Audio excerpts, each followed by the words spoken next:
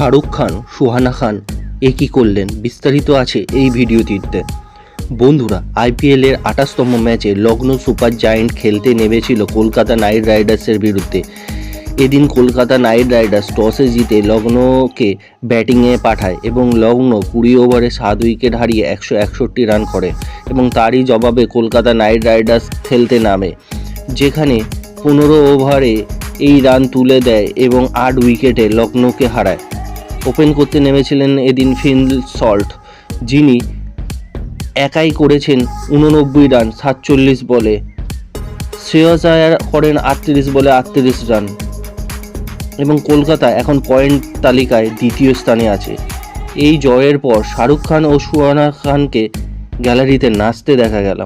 Phil Salt মেরেছেন 14টি 4 এবং 6টি 6। কলকাতা 5টি খেলার মধ্যে প্রথম ম্যাচটি হারিয়েছে সানরাইজার হায়দ্রাবাদকে 4 রানে, দ্বিতীয়টি হারায় আরসিবিকে 7 উইকেটে, তৃতীয়টি হারায় দিল্লিকে 6 উইকেটে এবং চতুর্থটি হারায় লখনৌ সুপার জায়ান্টকে 8 উইকেটে।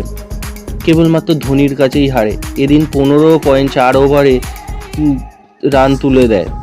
এদিনে মিচেল স্টার্ককেও ফর্মে ফিরতে দেখা যায়। তিনি 4 ওভার বল করে 28 রান দিয়ে নেন 3টি উইকেট এবং লাস্ট ওভারে অর্থাৎ 20তম ওভারে তিনি 6 রান নেন 2টো উইকেট। তো বন্ধুরা, আপনারা কি মনে করছেন, এবারে আইপিএল কি কলকাতা পাবে? দয়া করে কমেন্টে জানান এবং প্লিজ বেল আইকন চেপে চ্যানেলটিকে সাবস্ক্রাইব করে দিন। ধন্যবাদ।